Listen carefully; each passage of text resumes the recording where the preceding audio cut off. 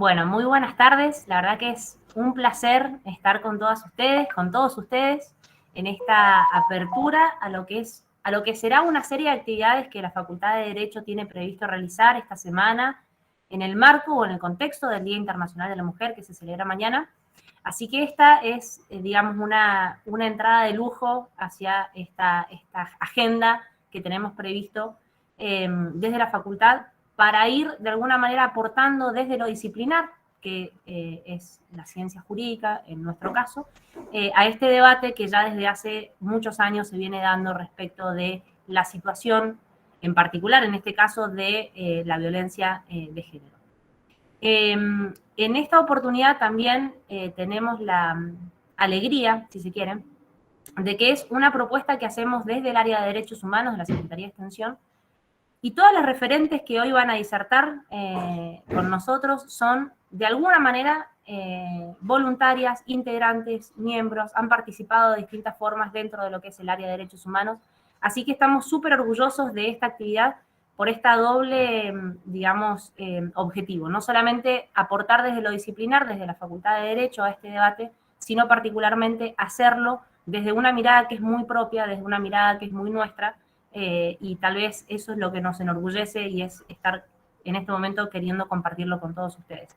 Les agradecemos la presencia a todas y a todos. También veo la presencia de Cintia Mora. La doctora Cintia Mora es la referente del área de derechos de violencia de género dentro de los consultorios jurídicos gratuitos de la Facultad de Derecho. Así que también, Cintia, muchísimas gracias por haberte sumado, y por supuesto que el micrófono también es tuyo cuando sientas que quieras intervenir y enriquecer el debate. Así que, bueno, muchas gracias por la presencia. Agradecía también a Cintia Vallardi, directora del área de Derechos Humanos, quien a partir de ahora, Cintia, tendrás la batuta para seguir coordinando la actividad. Y muchísimas gracias, por supuesto, a todas las disertantes, que, bueno, además, digamos, de los conocimientos y la especialización que tienen en sus distintas ramas del derecho, en esta disciplina se han especializado, así que va a ser un lujo escucharlas y aprender de todas ustedes. Así que, bueno, muchísimas gracias.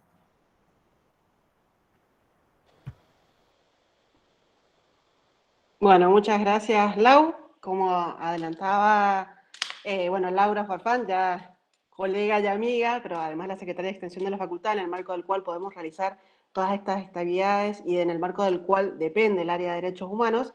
Les cuento un poco cómo va a ser la jornada. La idea es que la actividad no se extienda mucho tiempo. Sabemos que el tiempo en virtualidad no es lo mismo que el presencial y la atención es distinta, entonces la hemos programado para dos etapas, una parte informativa, digamos, de la jornada y otra parte formativa, más propiamente dicho, como me gusta decir.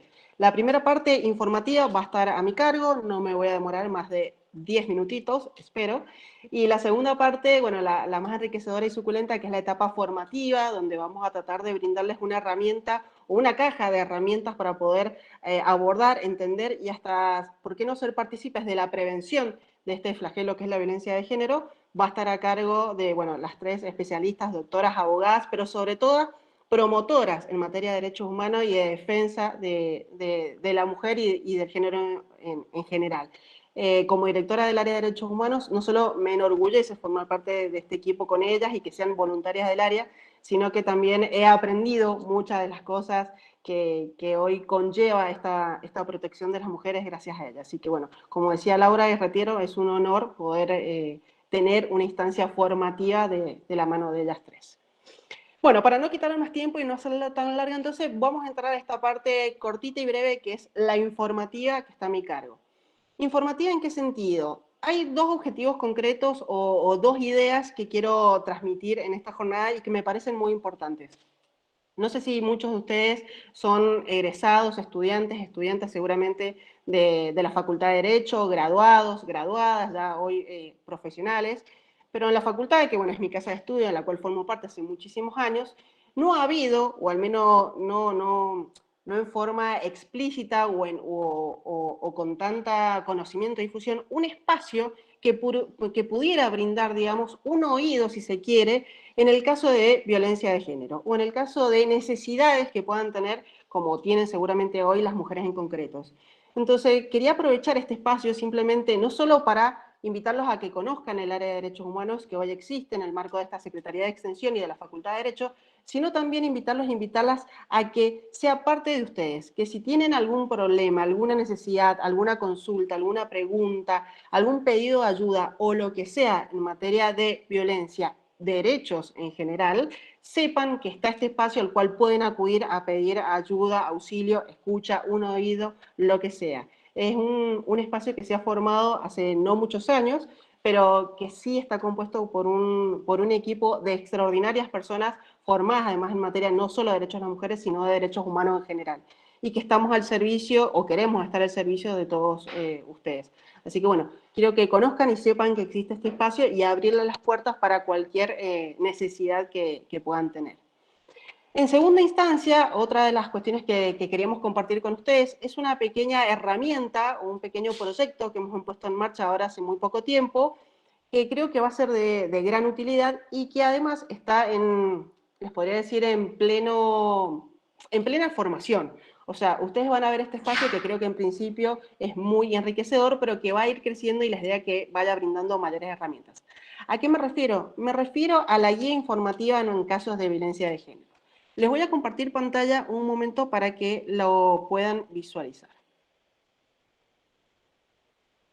Un segundito. ¿Estoy habilitada, Sabri, para compartir? Sí. Ahora sí.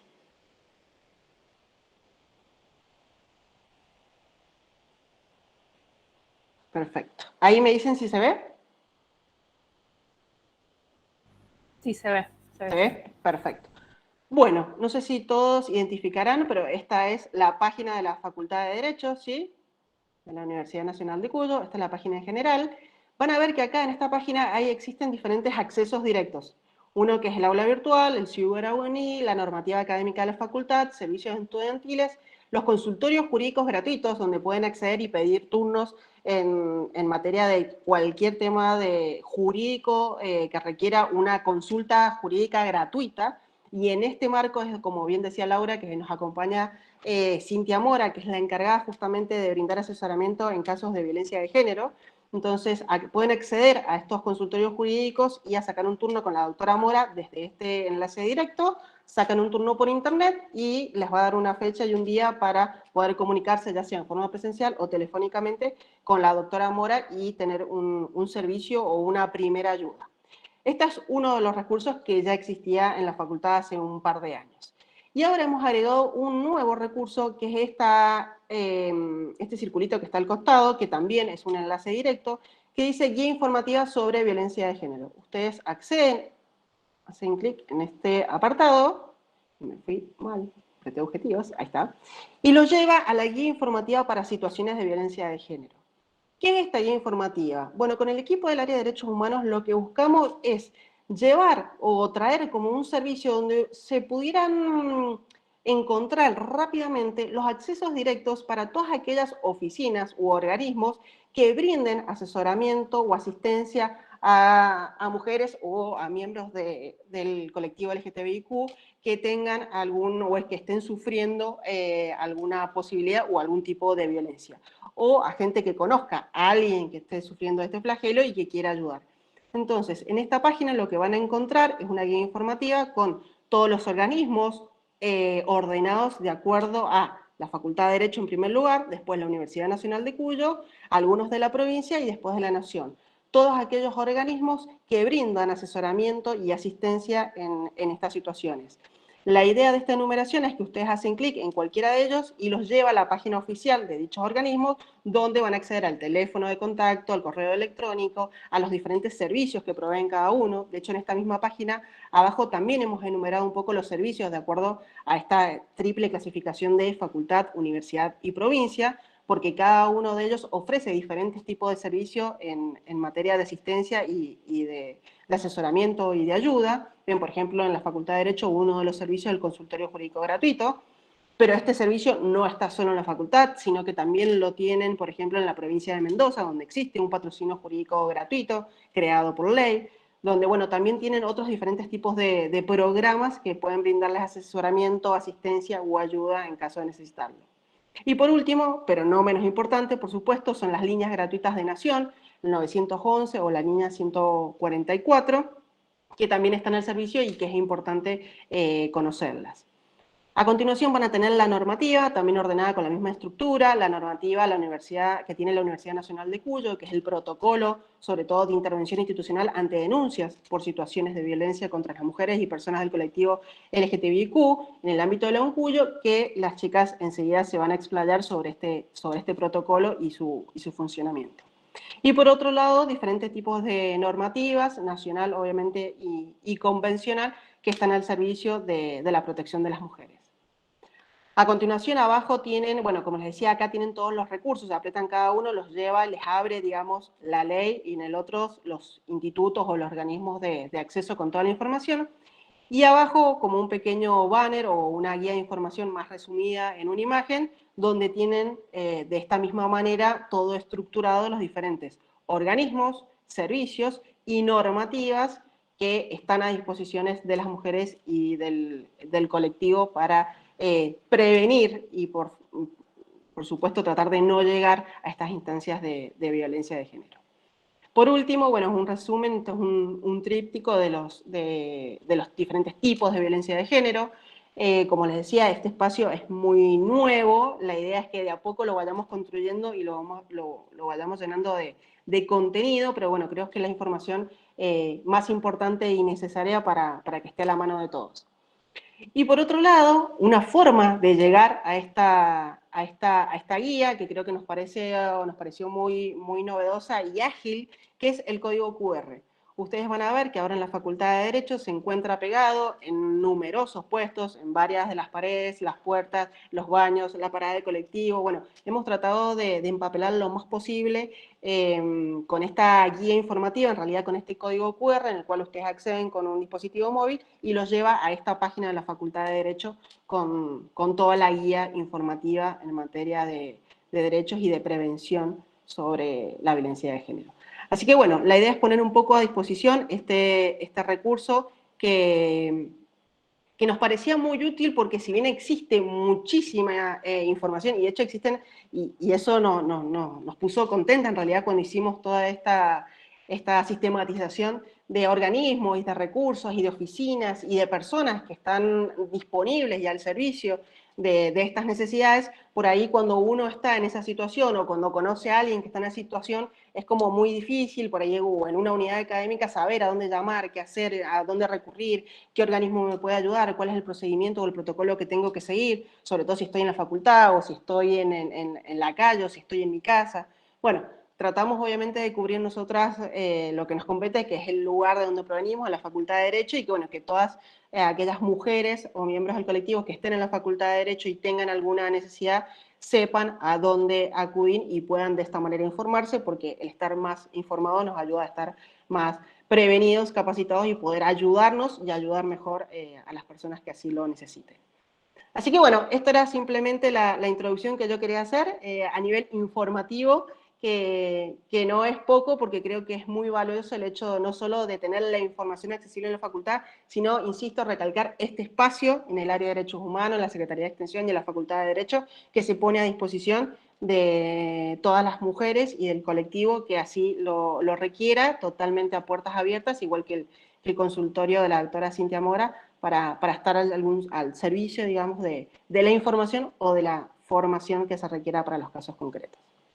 Así que bueno, muchas gracias, y ahora sin más las voy a dejar con las verdaderas especialistas, con María Florencia Juaire, María Vázquez y Sofía Angelotti, que nos van a hacer un poco una explicación de este caminito y de estas herramientas de una forma un poco más detallada.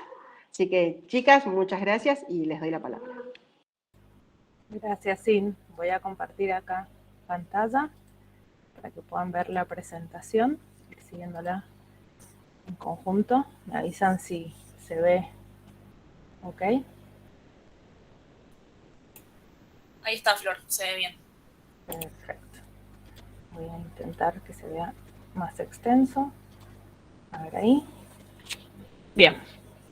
Bueno, como les comentaba Cintia, nosotras un poco cuando empezamos a diagramar esta jornada y ver la idea de de qué podíamos hacer para aportar desde nuestro lugar a esta semana, a este mes, que es un mes relacionado, digamos, con la violencia de género, con los derechos de la mujer, con el reclamo, con todas las cuestiones que son vinculadas a la mujer y al colectivo LGTBIQ.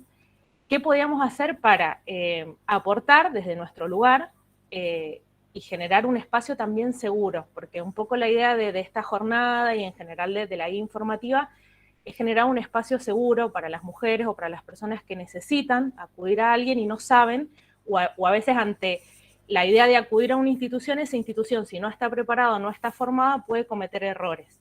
Y un poco esto también va de la mano en lo que, digamos, casos más extremos, hemos llegado a condenas ante estados por responsabilidad internacional justamente por esa falta de conocimiento en cómo poder actuar o abordar una persona que es víctima de violencia de género. Yo particularmente me voy a ocupar específicamente de lo que es normativa y jurisprudencia internacional. Las chicas un poco más se van a ceñir a lo que es nacional y a los protocolos más concretos en los cuales podemos tomar parte o acudir ante una situación de violencia de género, ya sea propia o de alguna persona que conocemos y que la está sufriendo y que queremos ayudar y muchas veces no sabemos cómo. Muy brevemente les doy un poco el contexto de qué puede ser o qué es la violencia por motivos de género, ¿sí? Cuando es una práctica estructural, que eso también es bastante importante recalcarlo, que viola derechos humanos y libertades fundamentales. Afecta gravemente tanto a mujeres como a personas miembros del colectivo LGTBIQ+. No solamente se ciña o se limita a una situación de violencia física, sino que incluye la discriminación, el hostigamiento, la degradación, la agresión que pueda llegar a sufrir una persona por su identidad de género. ¿Qué es importante saber? Cuando hablamos de violencia contra las mujeres y las personas LGTBIQ+, es cualquier conducta, ¿sí? Ya sea una acción, un insulto, una actitud, un silencio, una falta de colaboración. ¿Y por qué me pareció importante destacarlo en este contexto en particular? Porque puede pasar, pero es poco probable que en un contexto facultativo seamos, digamos, presenciemos o testigo una situación de violencia física. Va a ser poco probable, pero sí está más naturalizado y es más común que se pueda dar otra clase de conductas, como insultos, actitudes, silencio, falta de colaboración, que produzcan un daño a la mujer o a la persona por el solo hecho de ser mujer o persona LGTBIQ. Ese es el ámbito en el que normalmente en un contexto facultativo vamos a encontrar que se produce en mayor medida. ¿Qué puede afectar? Vida, libertad, dignidad, ¿sí? Integridad física, psicológica, sexual, la situación económica, la seguridad, el acceso al trabajo, a la educación o a la atención médica. En el aspecto que me compete a mí, digamos, dentro de la exposición, que es la normativa y la jurisprudencia internacional, en primer lugar voy a plantear la normativa. Van a ver que en el contexto va a ser muy breve, porque en realidad la normativa, ya sea la Convención Belén do Pará o la CEDAW, son normativas que medianamente ya tienen conocimiento muchas personas, se pueden, digamos, buscar y acceder fácilmente a la documentación. Entonces mi objetivo puntual es más llevarlo a una guía práctica de la Comisión Interamericana, que es muy nuevita del año pasado, en torno a las buenas prácticas en relación a la violencia de género. Y finalmente voy a terminar con un caso de la jurisprudencia de la Corte Interamericana sobre violencia sexual en el contexto educativo. Como verán, la normativa que ya les mencionaba, en primer lugar la CEDAW, que es la Convención sobre la Eliminación de todas formas de discriminación contra la mujer, que se adoptó en el año 1979 por resolución de la Asamblea General de las Naciones Unidas. A mí, o sea, de la CEDAW digo sí, yo enseguida les puedo pasar incluso por el chat los documentos, la normativa es accesible, está en la guía de violencia de género, si nosotras queremos, podemos acceder fácilmente a la lectura. Pero ¿qué está bueno o qué me pareció interesante poder compartirles en este contexto? Que sienta algo bastante interesante sobre la discriminación directa e indirecta. La discriminación directa no cabe dudas, y en la gran mayoría de la población, digamos, a contrario censo de lo que muchas veces sentimos, en gran mayoría de la población, la discriminación directa genera el repudio. Es decir, si mañana sale una ley que dice que las mujeres no pueden acceder a, no sé, determinados cargos legislativos, seguramente va a haber un repudio generalizado a esa clase de discriminación. donde generalmente, o al menos yo creo que como profesional o como persona, hay más naturalización y hay más discusión y hay menos apoyo, es lo que es la discriminación indirecta. Es decir, en aquellos patrones que están súper naturalizados. Y cuando digo súper naturalizados es cuando muchas veces sentimos el comentario de los amigos, los familiares, decir, ay, bueno, ahora todo es violencia de género.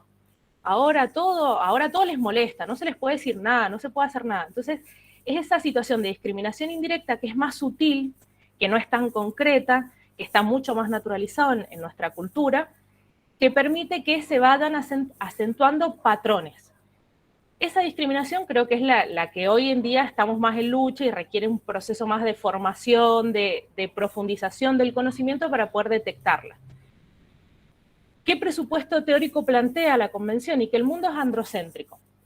¿Qué quiere decir que el mundo es androcéntrico? Que está planteado para hombres, ¿sí?, blancos, de clase media, que se desarrollan en un contexto en el cual ellos se sienten cómodos, pero el resto de la sociedad y el resto de digamos, las personas en situación de vulnerabilidad no son parte o no son tenidas en cuenta. ¿Qué plantea esta convención, digamos, por primera vez? Y cuando hablamos del año 1979, que parece que fue ayer, pero en realidad fue hace muchos años y es algo que era muy novedoso en ese contexto, es un enfoque interseccional. Es decir, tomar en cuenta muchas variables y no solo la variable de ser mujer.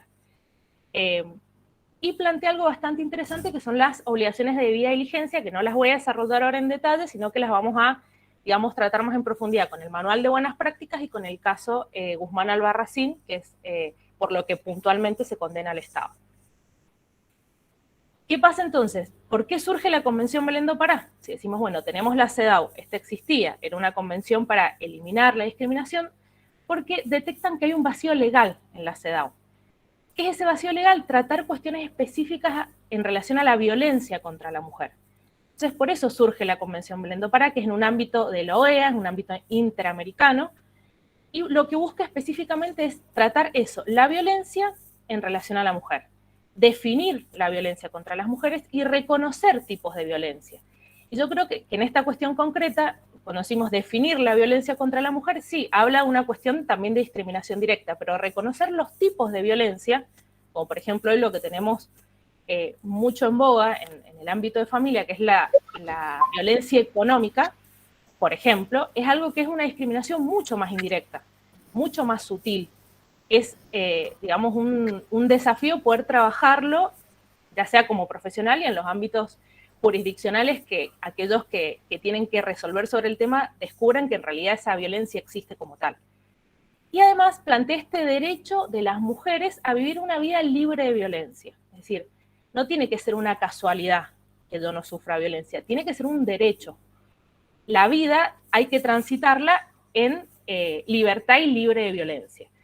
Y además, los estados en esta convención, digamos, a medida que van adoptándola y haciéndola parte, y dándole jerarquía constitucional, que es después de lo que un poco van a charlar las chicas, se obligan a adoptar en forma progresiva medidas y políticas públicas para, ya sea prevenir, investigar, sancionar los hechos de violencia relacionados con la mujer. Este es el esquema, digamos, concreto que yo suelo dar porque a mí me sirvió, ya sea como estudiante o después como profesional, para poder identificar cuándo acudo a un instrumento y cuándo acudo a otro instrumento para poder fundamentar. ¿En qué me voy a detener? Y, digamos, voy a explayarme un poquito más, que me pareció interesante. El año pasado hubo un informe temático de la Comisión Interamericana de Derechos Humanos. Como sabrán, en el sistema interamericano tenemos dos grandes órganos, los cuales no me voy a detener a explayar, pero son la Comisión y la Corte. Dentro de la Comisión, ya sea que recepta peticiones por violación de derechos humanos, también produce informes. Estos informes, que suelen ser temáticos, pueden ser por países, tratan problemáticas puntuales. El año pasado, que pasó un poquito en realidad desapercibida esta guía práctica, pero es muy nuevita y da, digamos, ejemplos muy concretos y muy fáciles y muy accesibles para la lectura de cualquier persona. Si no es un documento que esté orientado a abogados o abogadas, entonces si acá en este espacio tenemos invitadas que no estudian derecho o que no forman parte, digamos, del ámbito jurídico, que se puedan sentir parte, es decir, pueden acceder a esta guía práctica y poder leerla con total facilidad de su contenido, de su lenguaje y de sus ejemplos. Esta guía práctica plantea, digamos, buenas prácticas, valga la redundancia, en dos grandes aspectos. La violencia y la discriminación estructural, es decir, lo que se sufre día a día, los determinados contextos, aquellas situaciones que están naturalizadas de violencia, y las buenas prácticas con contextos de emergencia.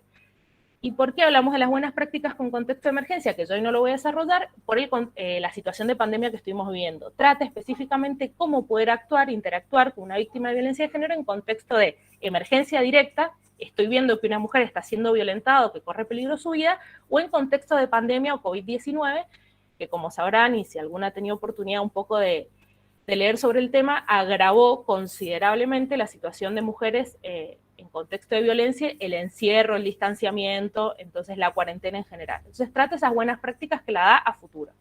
Yo me voy a detener sobre el primero, ¿sí? Que es la violencia y la discriminación estructural.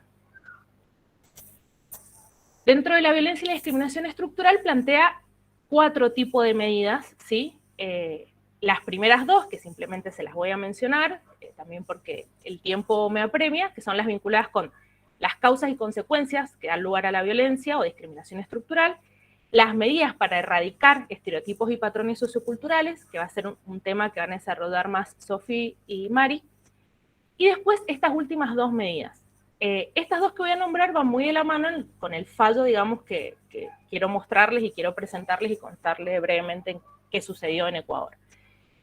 Las terceras medidas son aquellas que están vinculadas al cumplimiento de la obligación de debida diligencia, esta que consagraba la CEDAW y que además la toma la Convención Belén do Pará en materia de violencia, ya sea contra mujeres, niñas y adolescentes, y las medidas para el acceso integral a la justicia. ¿Por qué? Porque cuando la debida diligencia falla, la barrera que no debería fallar en ningún aspecto es el acceso a la justicia, el acceso integral a la justicia de los órganos jurisdiccionales para poder reclamar o reparar la situación de violencia. Estas 2 medidas, como verán, o las buenas prácticas, están vinculadas en relación a la debida diligencia con consideraciones generales y recomendaciones. ¿Qué establece la Convención Belén do Pará? Lo que ya les había comentado, los estados deben organizar toda su estructura estatal para la prevención, la investigación, la sanción y la reparación de la violencia. Por eso también las consideraciones generales y digamos, los consejos van a estar vinculados a esos 4 aspectos esenciales. Desde un enfoque comprensivo, que involucre a todos los sectores estatales. Y acá también hacer un parate porque muchas veces nosotros decimos, bueno, si yo estoy ante una situación de violencia, quienes deberían resolverlo o quienes deberían escucharme es el ámbito jurisdiccional o judicial. Y en realidad muchas veces para que este ámbito funcione apropiadamente va de la mano de las políticas públicas, del Poder Ejecutivo y de la normativa del Poder Legislativo que en conjunto permitan que el acceso a la justicia, que la perspectiva de género y que la normativa sea acorde para la resolución, digamos, de todas las denuncias o de todas las situaciones que se presentan en el ámbito jurisdiccional. Fíjense que dice a todos los sectores estatales y todas las áreas de salud, educación y justicia. Y acá un poco es lo que nos compete a nosotros. Es decir, todas las áreas de educación, ya sea primaria, secundaria, universitaria, deben abordar y deben generar mecanismos para combatir la violencia. El artículo 7b de la Convención Belén do Pará plantea específicamente esto que hablábamos previamente, la obligación de los estados de actuar con debida diligencia. La Corte Interamericana, ya en varios casos, digo esto que les voy a comentar del caso Guzmán Albarracín, no es claramente el primer caso, ya sancionado, ya considerado que se puede violar el artículo 7 de la Convención Belén do Pará, el caso típico que, bueno, las estudiantes de Derecho, las profesionales sabrán, que es el caso Campo Algodonero, contra México, es el más conocido. Yo dije, bueno, como sé que mucho se trata, y muchas incluso en el grado lo vemos en distintas materias, tratar de traer un caso más novedoso que es específicamente en el ámbito educativo. Pero ya se sancionó y ya se considera que un Estado puede ser responsable de violar el artículo 7 de la Convención Belén do Pará. Y específicamente es la debida diligencia. ¿Qué consideraciones y recomendaciones plantea esta guía práctica? Debida diligencia son todos los medios apropiados sin dilaciones, que esto es bastante importante porque muchas veces pareciera que los tiempos de la justicia no son los tiempos de las personas. Y cuando hablamos de violencia de género en específico, el tiempo es un factor sumamente importante. Una mujer que está sometida a violencia de género o que se encuentra en una situación de violencia de género, el tiempo es esencial. Poder cortar con ese círculo de violencia en el que se encuentra inserta o en el que se encuentra atrapada, también depende de que la dilación de los órganos jurisdiccionales no sea indebida. Esa falta de diligencia constituye en sí misma una forma de discriminación en acceso a la justicia. Es decir, si yo tengo órganos, tengo protocolos, tengo herramientas y tengo órganos jurisdiccionales específicos en materia de violencia de género para acceder, y voy y accedo, pero mi problema no se soluciona en un tiempo prudencial, ya estoy sufriendo una discriminación, digamos, en el acceso a la justicia puntualmente. Que además plantea que los actos de los particulares dan lugar a responsabilidad del Estado si las autoridades, es decir, quienes son funcionarios públicos en cualquiera de sus rangos, tienen o deberían tener conocimiento de la situación de riesgo, ya sea para una mujer o grupo de mujeres. ¿Cómo lo vemos esto en la práctica o en la normalidad? Cuando lamentablemente asistimos a noticias donde una mujer ha sido víctima de femicidio y de repente nos informan en los medios que tenía, por ejemplo, no sé, 5 denuncias contra su agresor, que tenía 10 denuncias, que tenía 40 denuncias contra su agresor, que había prohibición de acercamiento, que el agresor constantemente violaba la prohibición de acercamiento y ante el reclamo de la mujer, las autoridades no aplicaban ninguna sanción al agresor que constantemente violaba, porque en esto hay una situación puntual. El agresor va desafiando los límites que le impone, hasta ver hasta dónde puede llegar en esa situación de violencia y se puede considerar impune. Entonces, cuando la responsabilidad del Estado, es decir, el femicidio lo comete un particular, pero en el medio habían 5 denuncias, 10 denuncias, 20 denuncias, prohibiciones de acercamiento violadas, no había una escucha por parte de las autoridades jurisdiccionales correspondientes, cuando la mujer acudió a diferentes órganos y esos órganos no fue escuchada o fue revictimizada o fue maltratada, hay responsabilidad del Estado. Eso nos dice la Comisión y la Corte en el ámbito interamericano. ¿Qué además nos dice? Las reparaciones para aquellas mujeres que sufren violencia de género tienen que ser adecuadas, efectivas, rápidas, ¿sí? Ya sea ante los actos que se han perpetrado y tienen que ser proporcionales a los actos perpetrados y al daño sufrido.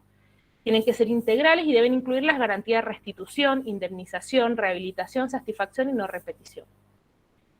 ¿Cómo recomienda o qué dice la guía práctica en torno a cómo cumplo con la diligencia? Lo divide en 4 grandes esquemas. Prevención, investigación, sanción y reparación. Es muy clara. Prevención está mucho más vinculada a las políticas públicas, es decir, a que el Estado genere ámbitos o espacios seguros, a que haya protocolos, a que haya concientización, a que haya formación de los distintos operadores del derecho, de los distintos lugares públicos. A ver, una situación de violencia de género no solo se detecta ante una denuncia, en los ámbitos educativos, en los centros de salud, hay muchos motivos que dan lugar a detectar y el personal que trabaja o que cumple una función pública tiene que tener la formación para poder detectar. Esas son las recomendaciones en materia de prevención. Las políticas públicas, la norma, las actividades, la concientización. ¿Qué te dice en materia de investigación? En materia de investigación es claro, el poder jurisdiccional o el poder de policía que tiene la función de investigar tiene que estar formado en la materia, tiene que contar con los medios técnicos y con los medios económicos para poder llevar a cabo una investigación adecuada. ¿Y por qué plantear esto también desde una investigación adecuada? Porque muchas veces las situaciones de violencia de género, ya sea lo más trágico, que es lo que deriva en femicidio, o situaciones más sutiles, si no hay perspectiva de género en la investigación y en cómo se aborda el caso en sí mismo, es muy difícil llegar a una resolución que permita, digamos, condenar al agresor. Eso en materia de investigación. En materia de sanción, digo, hay muchas recomendaciones. Yo les estoy nombrando las principales o las que considero que son, digamos, más propias del contexto que nosotras vivimos día a día. ¿Qué plantea en materia de sanción? Que tiene que haber normativa adecuada, ¿sí? Que permita, digamos, tipificar delitos, y decimos, bueno, pero nosotros en el Código Penal tenemos tipificado el femicidio. Sí, lo tenemos tipificado, pero aunque parezca que no, en muchos otros estados, esto estamos hablando del sistema interamericano, no están tipificados como tal, no son considerados agravantes dentro de, digamos, de una situación de homicidio de una mujer, el femicidio no es considerado un agravante ni una tipificación específica, entonces, bueno, frente a eso, el sistema interamericano dice, bueno, hay que empezar a tipificar adecuadamente. En materia de sanción tiene que estar contemplada la interseccionalidad, como por ejemplo decimos, bueno, la víctima sufrió violencia de género, ¿por qué no se fue de su casa? ¿Por qué no abandonó el contexto de la violencia de género ahí? Porque la perspectiva nos dice que la víctima sufría además violencia económica, que su contexto social no le permitía tener un grupo de apoyo que le abriera las puertas para poder acudir a un lugar, que el Estado tampoco le proporcionó un lugar en donde pudiera sentirse segura. Entonces, ¿por qué se llega hasta ese punto? ¿Y por qué se llega? Justamente porque todo el contexto y toda la materia de prevención no está garantizada. Y finalmente, en materia de reparación. En materia de reparación, lo que plantean específicamente es no solo la situación de cómo se repara a la mujer que sufre violencia de género, sino también cómo se contempla los casos de las personas que rodean y que muchas veces sufren la violencia de género, que ya vamos a ver cómo se ven en el caso de el fallo Guzmán Albarracín. Los hijos, los familiares que también sufren el contexto, digamos, cuando la mujer ha sido víctima de un femicidio y quedan hijos que quedan sin una mamá porque lamentablemente ha fallecido a manos de su agresor, que en muchos casos suele ser la propia pareja y papá de los hijos, lo cual lo lleva a una situación de cárcel o condena. Entonces esos niños quedan, o niñas, en una situación de total indefensión. Entonces, en materia de reparación se tiene que contemplar no solo a la persona, sino a todo su círculo allegado, y que las condenas tienen que estar pensadas específicamente para, no utiliza el término de rehabilitación, pero no solo la cárcel para el agresor, para el homicida, para el femicida, sino que se contemplen otros esquemas. Si, por ejemplo, la condena está dada por alguien que no llegó a cometer un femicidio, pero ejerció violencia de género, agredió, lesionó a la mujer, sabemos que esa persona no va a pasar el resto de su vida en la cárcel porque no ha sido un femicidio. ¿Qué podemos hacer para que cuando cumple esa condena, en el proceso haya una rehabilitación o haya una formación o se busquen las herramientas para que la persona no salga el agresor y cometa otra vez delitos vinculados con la violencia de género? Entonces, en materia de reparación es importante también abarcar ese punto. ¿Qué pasa con las medidas para el acceso integral a la justicia y atención de mujeres, niñas y adolescentes víctimas de violencia de género? Puntualmente plantea que el sistema interamericano se basa en la premisa de que el acceso a los recursos judiciales idóneos y efectivos constituye una línea básica, ¿sí?, de defensa de los derechos humanos. Si no hay medios judiciales idóneos y efectivos, no hay protección de los derechos humanos. ¿Qué problemas generalmente son los que más vemos o más, digamos, son propios de nuestro contexto? Los sistemas de justicia, ¿sí?, que afectan el procesamiento en caso de violencia de género contra las mujeres, la ausencia de instancias de administración de justicia, o sea, directamente no hay un ámbito en el cual yo pueda acudir y obtener efectivamente justicia, la falta de abogados y abogadas que no cuentan con los recursos económicos, ya sea para aquellos que parten del Estado o para aquellas personas que necesitan buscar o acudir y no tienen la información necesaria. Y esto me voy a detener muy, muy puntualmente en casos que a mí me han llegado.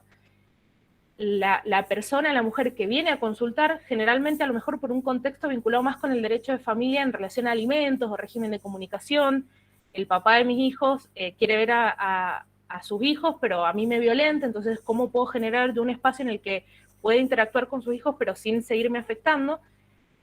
Y cuando la persona no tiene los medios económicos para poder, digamos, contratar un abogado privado, tampoco tiene accesibilidad de los medios gratuitos. Es decir, una mujer le es bastante difícil encontrar o saber en dónde está ubicado los abogados que pueden ayudarla, que le van a dar asesoramiento y ¿cómo es que se llama? Y protección, digamos, en materia de representación jurídica en materia de violencia de género. Entonces vienen a una primera consulta, necesitan buscar un abogado privado que mínimamente las oriente en dónde pueden encontrar asistencia del Estado. Esto lo hace una mujer que generalmente o va a pagar una consulta, pero no puede, digamos, pagar un letrado privado. ¿Qué pasa con la mujer que ni siquiera tiene acceso a eso? Que no tiene ni siquiera los medios para decir, bueno, voy y busco un abogado privado, una abogada privada que me oriente en cómo poder, digamos, obtener representación gratuita. No es fácil de acceso, o sea, no se encuentra con normalidad. Y a eso le sumamos que cuando viene la pregunta y dice, bueno, si yo busco un abogado del Estado, ¿me va a resolver mi problema? Quienes estamos en el ámbito privado y que somos litigantes no se lo podemos garantizar, porque la realidad es que los colegas que están o se encuentran en un contexto de representación gratuita se encuentran colapsados de casos. Entonces, ¿qué resuelven? Viven resolviendo lo urgente, que no a veces siempre es lo importante. Entonces vivimos también en esa situación, en esa dicotomía. ¿Qué otra situación presenta? La debilidad del Ministerio Público y las instancias policiales para la investigación del delito. La falta de las unidades especiales, ¿sí? Con los conocimientos técnicos para poder abordar cuestiones de violencia de género. ¿Qué consideraciones o recomendaciones plantea en materia de acceso a la justicia? Contar con un adecuado marco jurídico para la prevención y la protección, es decir, normas, leyes, protocolos, crear condiciones para fortalecer ese acceso, y fíjense este término bastante importante, el acceso efectivo. Acá cuando hablamos no es solo el acceso, no tengo la ley, no tengo el código procesal que me establece un procedimiento para la violencia de género, no solo tengo una unidad especializada en violencia de género, tengo un acceso efectivo, es decir, yo voy y tengo una instancia donde puedo denunciar, donde no soy revictimizada y donde el proceso tiene o una demora, digamos, apropiada en relación a la complejidad del caso.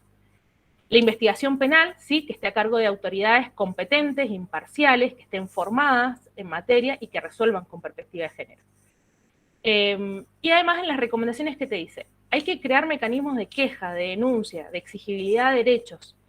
Hay que diseñar políticas estatales integrales que abarque todos los aspectos. En esto me pareció súper interesante un contexto que contaban en Bolivia, como una buena práctica que se lleva, que hay centros especializados donde la mujer va y tiene asesoramiento en materia sexual y reproductiva, en materia de violencia de género, como si acá dijéramos, bueno, una mujer va a una salita para una cuestión de salud, bueno, pero es especializada. Ahí recibe asistencia en todos los ámbitos que pueden hacer a su propia, digamos, a su propio género. La sexual y reproductiva, las cuestiones de salud, las cuestiones de violencia de género, todo en un mismo ámbito. Entonces, es accesible y no necesito saber, bueno, en cada España tengo tal institución. Cuando llegas a la institución te dicen, no, pero en realidad para poder hacer una prohibición de acercamiento tenés que ir a los juzgados de familia de tal lugar. Cuando se produce esa distorsión, en realidad lo que desalienta es la denuncia, la protección y digamos, la búsqueda de justicia ante la violencia de género. Difundir información, ¿sí?, sobre recursos judiciales existentes para víctimas de violencia de género, eso se destaca, por ejemplo, las prácticas de la Argentina en la materia, y aplicar protocolos y manuales de atención con perspectiva de género a las víctimas. Finalmente, ya para no extenderme mucho más, porque supongo que debo haber hablado un montón, les voy a plantear muy brevemente un caso puntual, que es el caso Guzmán Albarracín y otras contra Ecuador. ¿Qué sucedió en el caso Guzmán Albarracín? La víctima de esta situación, Paola Guzmán Albarracín, era una adolescente, ¿sí?, que asistía a un colegio estatal, que sufría abuso en primera instancia, acoso sexual por parte del vicerrector del colegio, que se tradujo con el tiempo en un abuso sexual, que finalmente, digamos, no se termina como de probar o no la situación, pero se sospecha que había un embarazo. Ella le manifiesta a sus compañeras que se encontraba embarazada producto de ese abuso sexual, y digo, ¿por qué no se prueba? Porque en realidad cuando se hace la autopsia, en esta falta de debida diligencia no se comprueba si efectivamente ella estaba o no embarazada. Entonces, como la autopsia fue errónea, tampoco nunca la Corte pudo confirmar que ahí había un embarazo de por medio. Paola llevaba alrededor de 2 años sufriendo esta situación de acoso y de abuso, que no se lo había manifestado a su familia. Cuando se entera de su situación de embarazo, se la plantea a quien ella consideraba que era el papá de su hijo o de su hija, y el vicerrector le dice que se lleve a cabo un aborto, ¿sí?, que tome la decisión de abortar.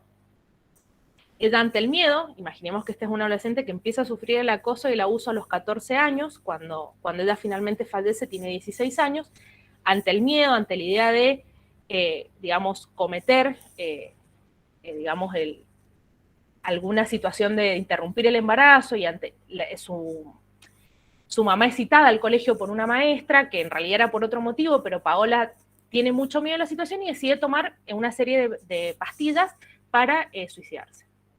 Es conocido en Ecuador, son conocidas como diablillos las pastillas. Ella se lo manifiesta a sus compañeras en el bus escolar cuando iba al colegio esa mañana, le dice que se había tomado estas pastillas porque no quería, digamos, seguir con su vida, pues se encontraba en una situación de angustia total, sumado a que cuando ella consulta con el doctor del colegio para poder llevar a cabo el procedimiento del aborto, el doctor del colegio la usa sexualmente, aparte del vicerrector, se descompone en el colegio y la llevan a la enfermería.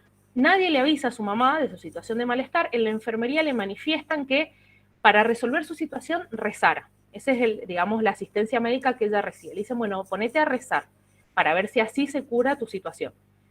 Las compañeras que habían advertido en el bus lo que había pasado, o sea, los comentarios de Paola de lo que había ingerido y que habían visto que se había descompuesto, le avisan a su mamá.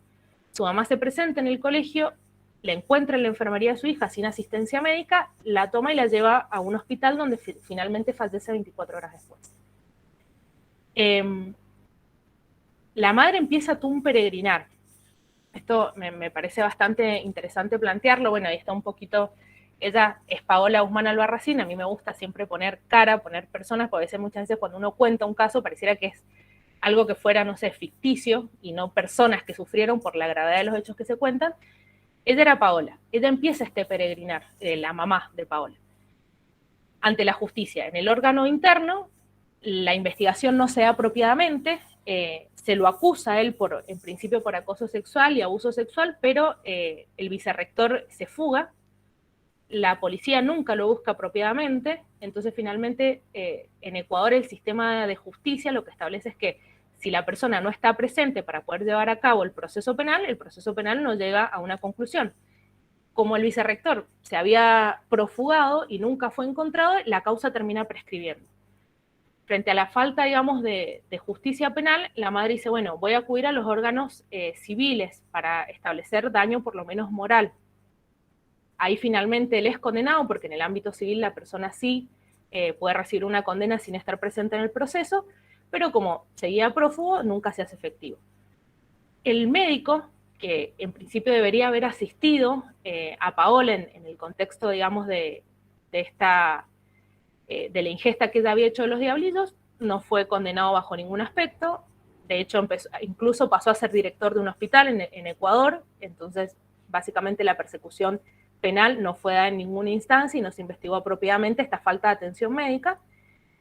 Y es ahí cuando la madre de Paola Guzmán Albarracín acude a un centro, digamos, de ayuda y protección de las mujeres para elevar la petición a la comisión, que finalmente llega a la corte y tiene sentencia.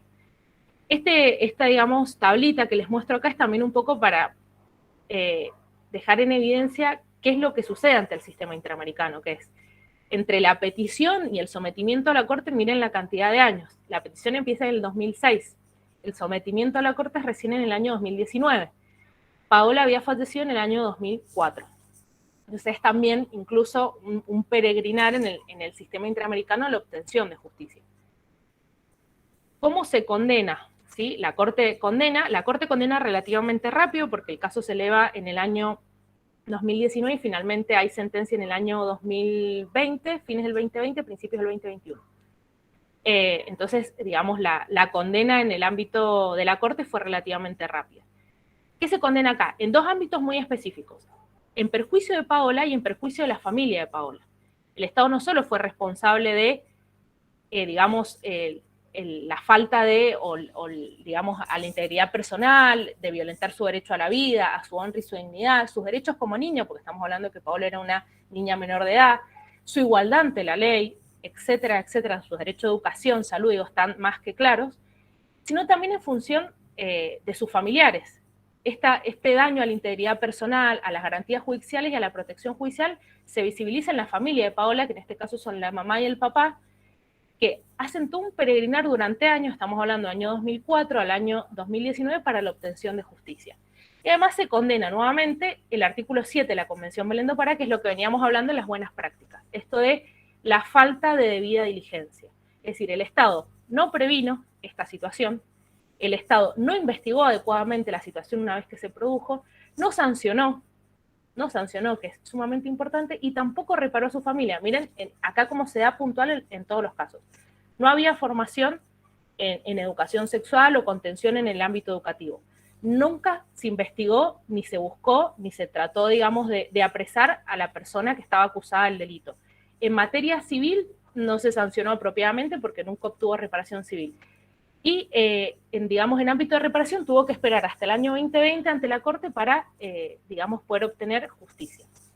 Todo lo que vimos en la debida diligencia en la Convención Belén do Pará, que estaba planteada en la CEDAW en materia de discriminación, en cuestión de violencia de género en la Convención Belén do Pará, en las buenas prácticas y finalmente en un caso concreto, cómo se arrastra de forma constante, digamos, la falta de debida diligencia.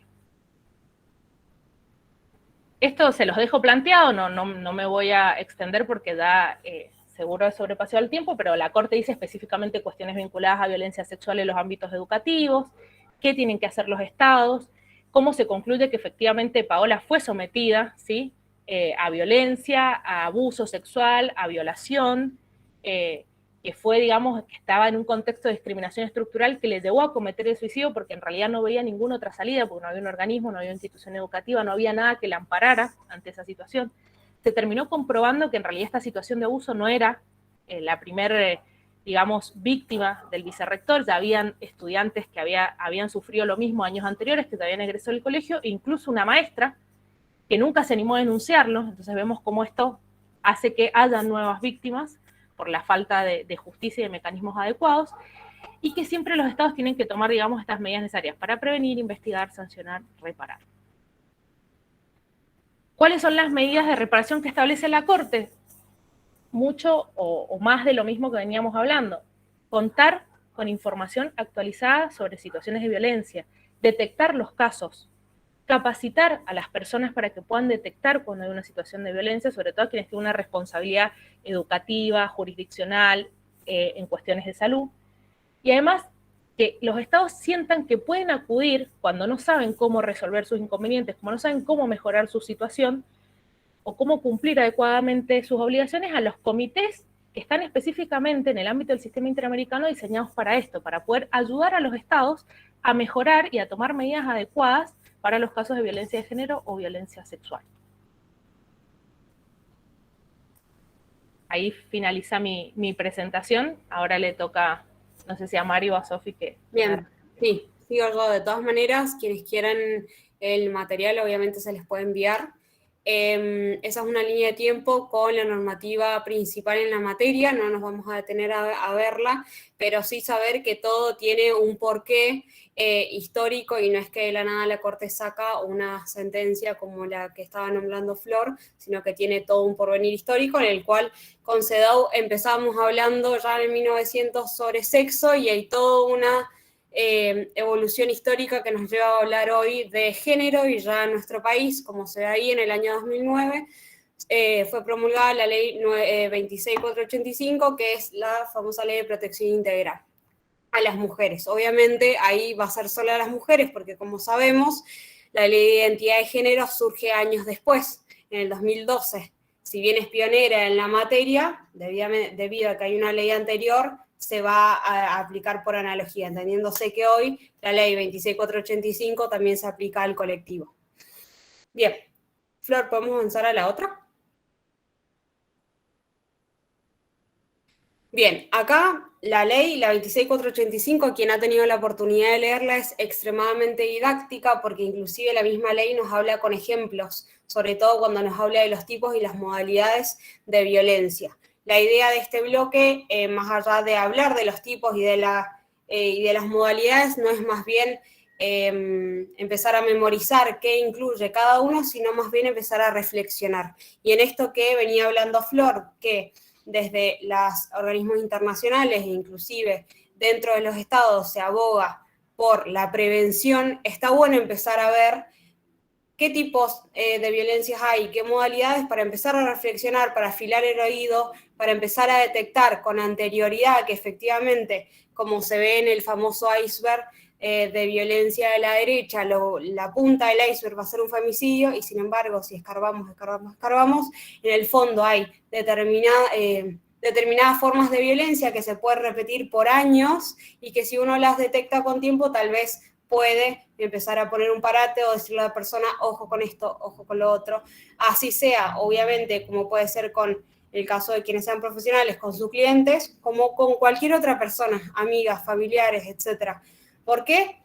Es necesario empezar a afilar el oído, en los ojos, etc. Porque básicamente nosotros hemos nacido en una sociedad donde determinadas violencias ya se manifestaban de una manera más cultural, y empezamos a naturalizar ciertas prácticas que, si uno los ve plasmado en una guía o con un nombre de que esto es violencia de este tipo, empieza a hacer ruido. Y al menos, como una forma de prevención, sí está bueno empezar a decirle a la persona al lado, che, al menos esto no está bueno, fíjate, para no llegar a perder otra vida más, que sabemos que al menos estadísticamente cada 29 horas muere una mujer en Argentina.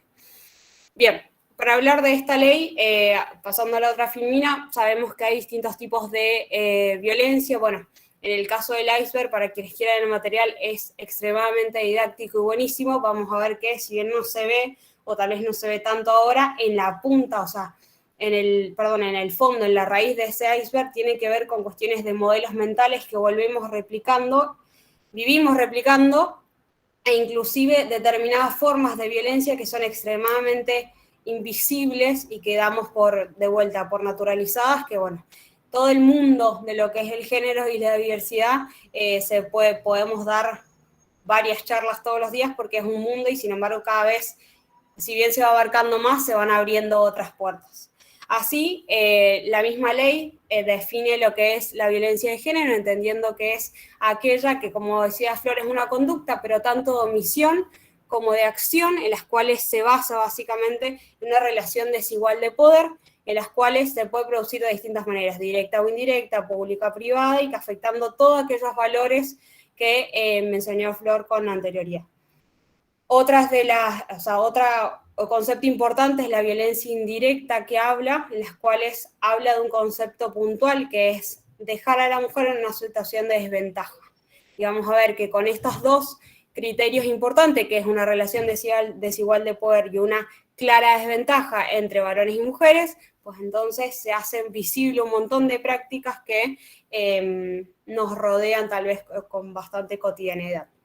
Así vemos que en la otra filmina están lo que son los famosos tipos de violencia de género, estableciéndose la física, que es básicamente la que la mayor cantidad de personas conoce, pero sin embargo existen otras, como es la psicológica, la simbólica, la sexual y la patrimonial y económica, que justamente, bueno, uno de los comentarios que teníamos recién en el chat era eso, que la violencia económica tal vez en la rama de familia es como la que más se ve que surge, y sin embargo, o sea, a la hora de hablar en cuestiones de justicia, si uno va a denunciar este tipo de delito, es como difícil que se dé. Entonces en la parte penal es como que también hace agua en esta materia, sin embargo en la parte de familia no, pero bueno, tal cual decía Flor, en la parte de familia tal vez unos alimentos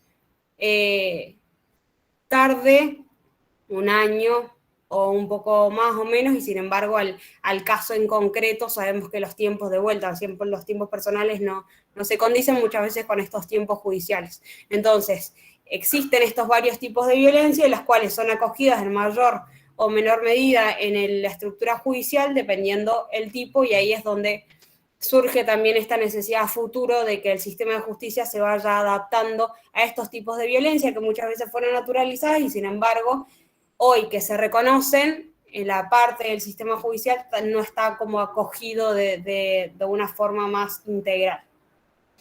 Bien, la violencia, bueno, psicológica suele ser la más sutil, y bueno, ya hablamos de la violencia patrimonial, la violencia sexual, eso es otra cosa importante, que es parte también de lo que se habló recién, y lo que hablaban en los comentarios, que inclusive también surge entre los tipos de noviazgos. Entonces, de nuevo, o sea, todo lo que es sexual es más bien, o sea, puede ser más allá de una violación, tal vez un tercero, pero puede surgir inclusive dentro de los matrimonios, dentro de los noviazgos, y sobre eso ya es otro mundo y otro tema a charlar, sobre todo por las prácticas o los roles que se dan en el ámbito sexual entre parejas.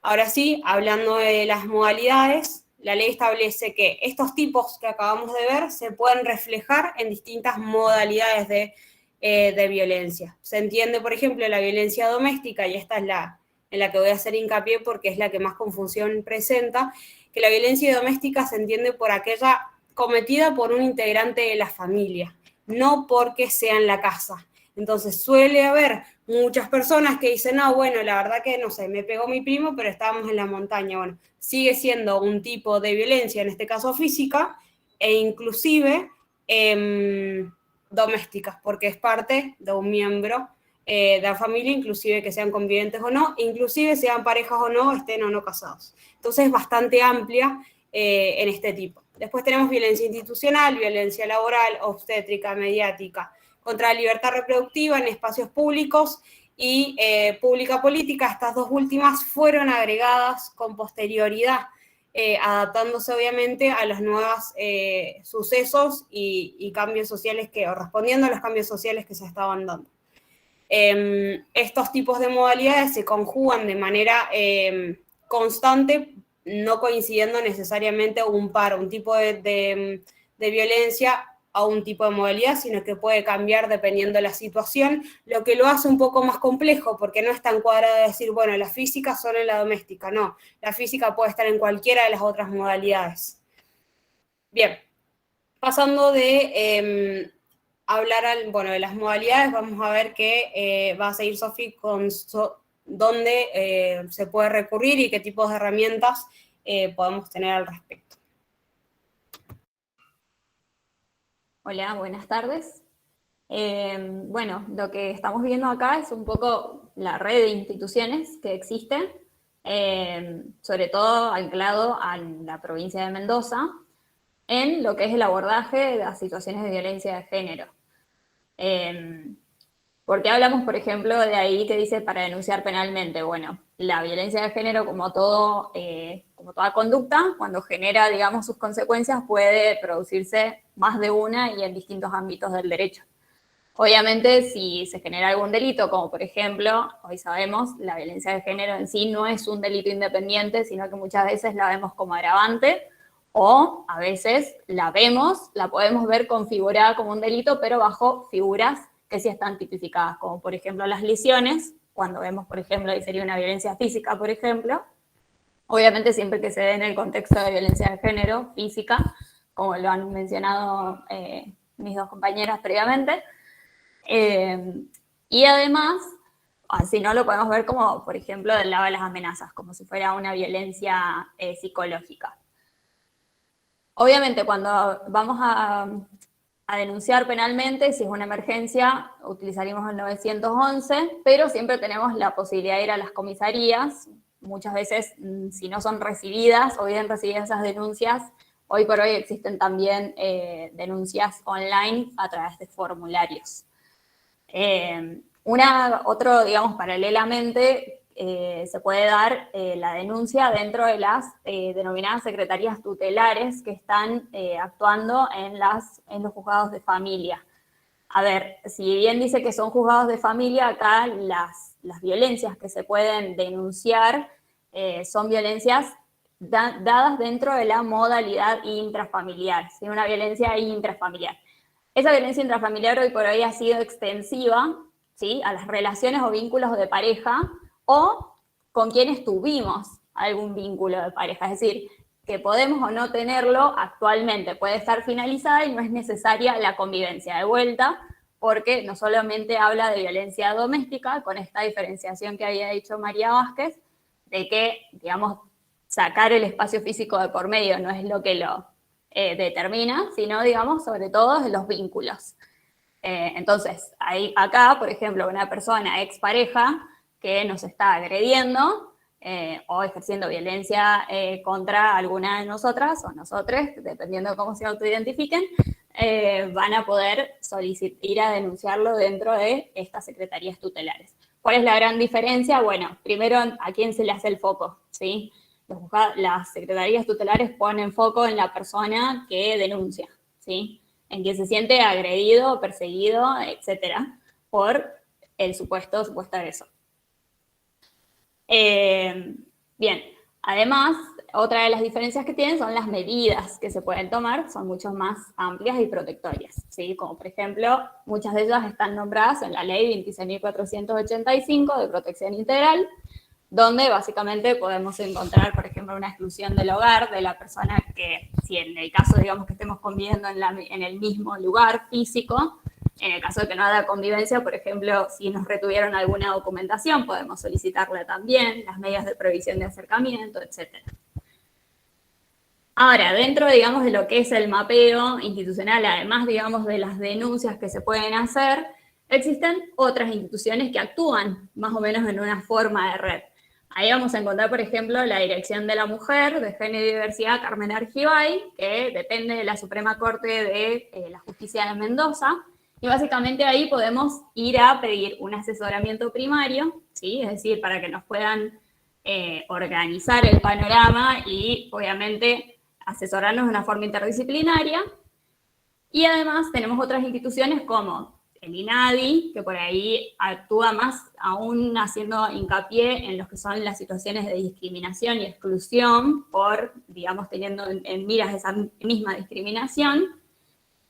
Y otras áreas más, como van a ser, por ejemplo, la Dirección de Género y Diversidad, dependiente del Poder Ejecutivo Provincial, que hace no solamente asesoramiento, sino que también tiene la posibilidad de otorgar patrocinio jurídico gratuito.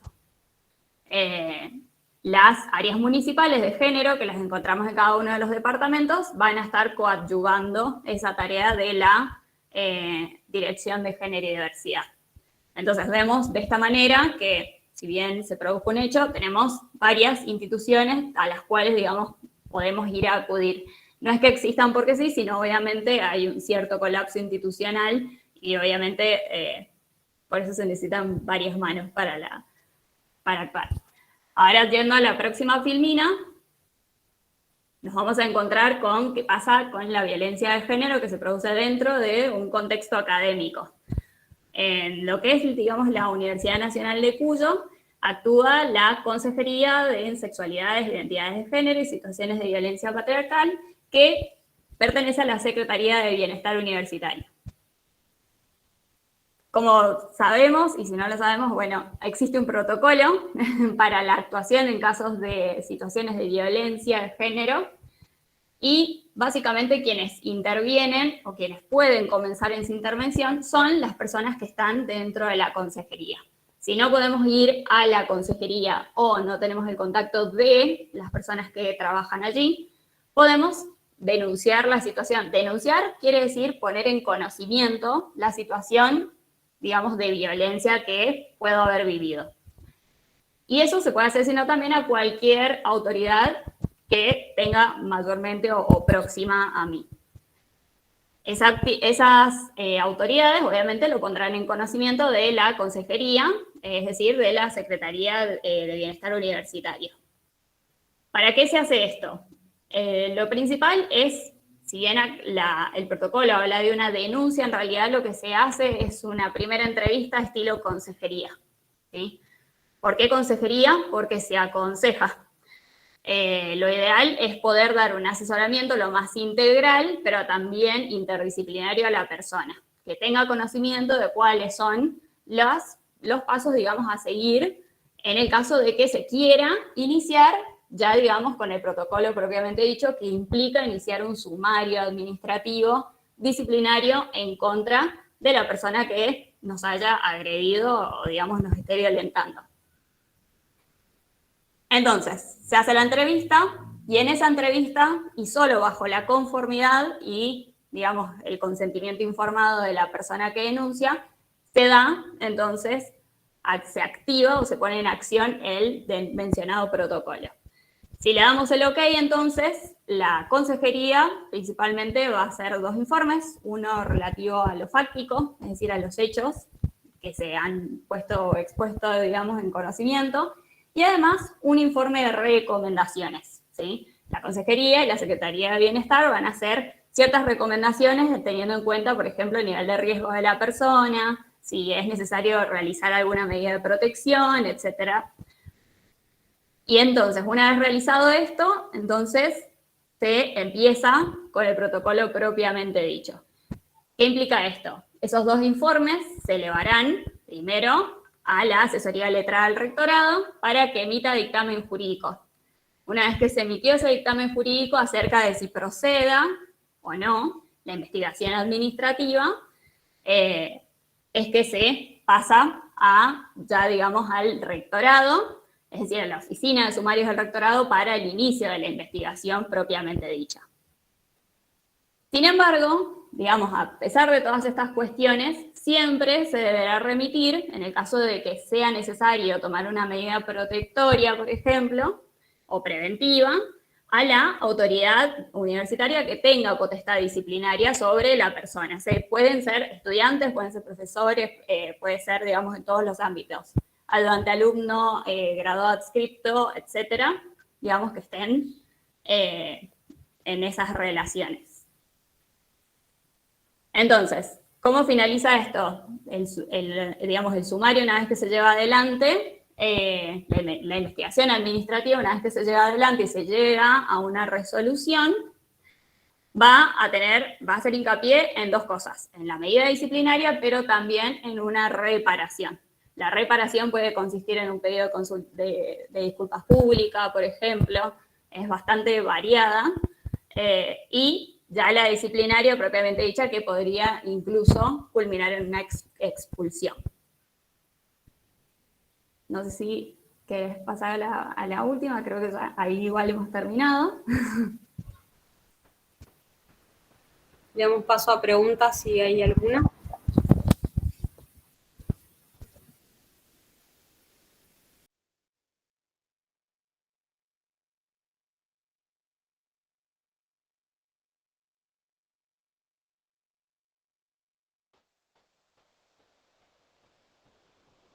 Yo creo que han sido muy claras las chicas.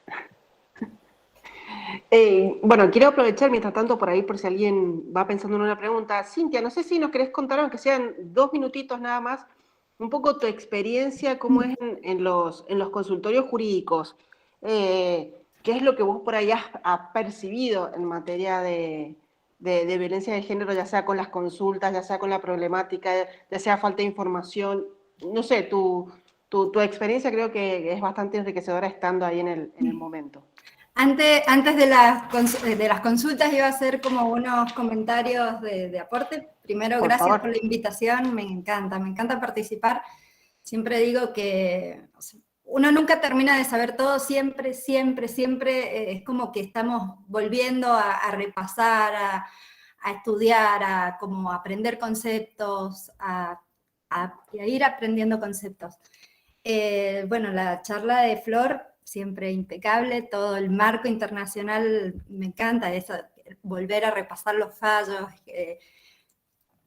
espectacular, sobre todo también cuando decía lo de la discriminación indirecta, de como estos patrones naturalizados que tienen que ver mucho con los micromachismos también lo vemos, y o sea, como estas actitudes culturalmente incorporadas que son sutiles y que no nos vamos dando cuenta, y que no solamente es una cuestión de que los otros discriminan, sino incluso nosotras mismas también los tenemos como incorporados. Entonces está la necesidad de irse deconstruyendo y de ir revisando los roles, los espacios, las conductas que tenemos desde una perspectiva de género. Pero me encantó. De comentario a María, bueno, una cosa que decía ella, dice, bueno, la violencia sexual se da en las relaciones de pareja, en los noviazgos, en las relaciones matrimoniales, que es cierto. Hoy también, como comentario, y algo que está pasando mucho, es esto de la violencia sexual en las parejas ocasionales, que se da también mucho, que hoy en día, no sé, uno tiene relaciones ocasionales y no hay esa responsabilidad afectiva, entonces se sacan fotos y las difunden, y eso es como que tal vez no está tanto en los libros, pero sí está pasando mucho esa difusión y eso que es violencia sexual, ¿no? Y comentario a Sofi, bueno, que hablaba de cómo funcionan todas las redes más o menos en la provincia. Sí, como aportar que generalmente uno va a hacer una denuncia a una comisaría, por ejemplo, a la policía. Generalmente ahí te hacen una encuesta en donde van a evaluar distintos indicadores de riesgo. Si de acuerdo a la entrevista que le hacen a la persona que sufre violencia, se detecta que hay delito, bueno, ahí interviene generalmente la policía, hace las medidas correspondientes, si no, ahí ellos mismos los derivan a los juzgados de familia. Por ejemplo, si es una cuestión, no sé, violencia económica, generalmente no toman la denuncia, pero sí los mandan a los juzgados de familia. Si ven que es una cuestión de que donde hay amenazas o donde hay lesiones, sí toman la denuncia y actúan ellos. Y tanto la policía como los juzgados de familia, los dos derivan a las áreas de la mujer municipales. En todos los municipios hay áreas de la mujer. Estas áreas de la mujer municipales tienen un cuerpo interdisciplinario, generalmente tienen trabajadores sociales, tienen psicólogas y tienen abogados y abogadas para actuar en los distintos casos. Entonces, cuando llegan casos, generalmente los derivan para evaluar el riesgo y también para dar intervención y contención desde lo psicológico siempre. Era como un aportecito.